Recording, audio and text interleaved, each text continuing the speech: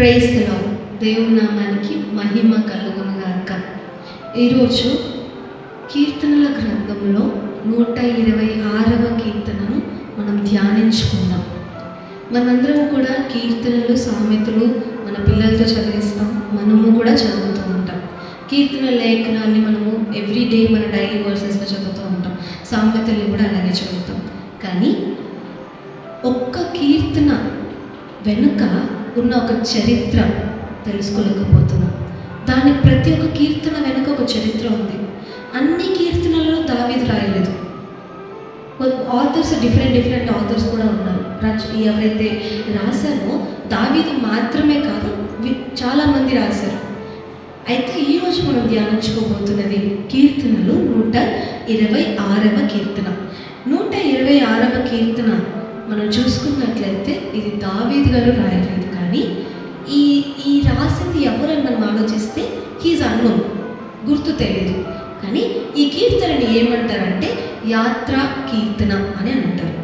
అయితే ఈ కీర్తనలు 126వ కీర్తనకి ఉన్న బ్యాక్గ్రౌండ్ ఏంటి అని అంటే, వెనక చరిత్ర ఏంటి, దీని వెనక చరిత్ర ఏంటి అని అంటే, ఈ యూదుల ప్రజలందరూ కూడా బబులోను దేశంలో బానిసత్వంలో ఉన్నారు. వారు ఎప్పుడైతే దేవుణ్ణి విడిచిపెట్టి తమ సొంత పనుల వైపు, విగ్రహాల వైపు వెళ్ళిపోయారో, అప్పుడు దేవుడు ఈ ప్రజలందరినీ కూడా తీసుకెళ్ళి బబులోను దేశంలో బానిసత్వంలో ఒక పనిష్మెంట్ లాగా దేవుడు పెట్టడం జరుగుతుంది. అయితే ఎన్ని సంవత్సరాలు వాళ్ళు ఆ బానిసత్వంలో ఉన్నారో తెలుసా? మామూలుగా మనం అనుకుంటాం ఇశ్రాయేల్ ప్రజలు ఐగుప్తు దేశంలో మాత్రమే బానిసత్వంగా ఉన్నారు. నో, ఆఫ్టర్ దట్ తర్వాత కూడా వాళ్ళు బానిసత్వంలో ఉన్నారు. బబులోను దేశంలో ఎప్పుడు వాళ్ళు ఆ బానిసత్వంలో ఎన్ని సంవత్సరాలు ఉన్నారో తెలుసా? 1 సంవత్సరం కాదు, 2 సంవత్సరాలు కాదు, 70 ఏళ్ళు వాళ్ళు ఆ పనిష్మెంట్ని తీసుకున్నారు. దేవుడు ఇచ్చిన ఆ పనిష్మెంట్ని 70 ఏళ్ళు వాళ్ళు అనుభవించారు.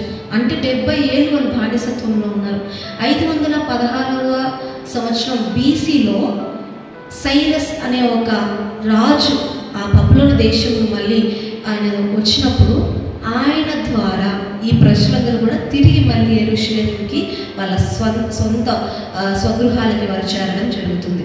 అయితే వీళ్ళు ఆ పనిష్మెంట్ నుంచి, ఆ బబులోను దేశం నుంచి రిటర్న్ వాళ్ళ ఇంటికి వచ్చేటప్పుడు రాస్తున్న యాత్రా కీర్తనలు 126వ కీర్తన. అందుకే వాళ్ళు అంటారు, దేవుడు మా పట్ల చేసిన కార్యం మేము ఆలోచించినప్పుడు మేము కలగలిన వారి వలె ఉంటిమి అని కింది వచనాల్లో మనం చదవచ్చు. అంటే వాళ్ళకి ఎలా ఉందంటే అదొక ఆశ్చర్యంగా ఉంది. ఎందుకంటే వాళ్ళు ఎన్ని సంవత్సరాలు ఉన్నారు? 70 సంవత్సరాల వరకు దేవుడు ఇచ్చిన ఆ యొక్క పనిష్మెంట్ని వాళ్ళు రిసీవ్ చేసుకున్నారు. ఈ 70 ఏళ్ళు కూడా వాళ్ళు ఎదురు చూస్తున్నారు, ఎప్పుడు మా దేవుడు మమ్మల్ని విడిపిస్తాడా, ఎప్పుడు మా దేవుడు మమ్మల్ని కరుణిస్తాడా అని చెప్పి వాళ్ళు ఎదురు చూశారండి. మనం ఒక్కరోజు ఎదురు చూడమంటే ఎదురు చూడలేకపోతున్నాం. దేవుడు ఒక్కసారి మనల్ని విడిచిపెడితే అయ్యో దేవుడు నన్ను విడిచిపెట్టాడని మనం అనుకుంటాం. కానీ ఈరోజు ప్రభు మాట్లాడుతున్న మాట తెలుసా? కీర్తన 126 ఆ ప్రజలు తిరిగి యాత్రా కీర్తన చేసేటప్పుడు వాళ్ళు అంటారు, మేము కలగలిన వారి వల్ల ఉంటుంది, కన్నీరుతో మేము విత్తినప్పుడు సంతోషగానంతో మేము పంట కోసుకుంటున్నాం, అన్నిలు మా గురించి సాక్ష్యం ఇస్తున్నారని ఆ గ్రంథంలో రాయబడుతుంది. What it mean? దేవుడు నీకు పనిష్మెంట్ ఇచ్చినప్పుడు, దేవుడు నిన్ను ఒక చోట వదిలేసినప్పుడు ఇట్ డజంట్ మీన్ నిన్ను ఎప్పుడు వదిలేస్తున్నాడని కాదు. నీ పక్కనే ఉండి నువ్వు ఎప్పుడు మారుతావని ఎదురు చూస్తాడు మన ప్రభు. నువ్వు ఎప్పుడైతే తిరిగి ఆయన వైపు చూస్తావో, నీ వెన్నంటే ఉండి తిరిగి ప్రజలను కట్టినట్టు శిక్ష మనకి నేర్పుటకే కానీ మనల్ని బాధించడం కొరకు కాదు.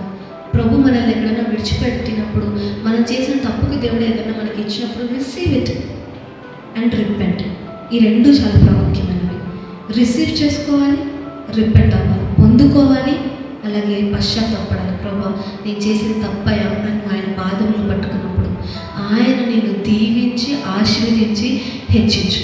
ఆయన నీ పట్ల చేసే గొప్ప కార్యములు నువ్వు చూసినప్పుడు నువ్వు కలగలిగిన దాని వల్ల నువ్వు ఉంటావు.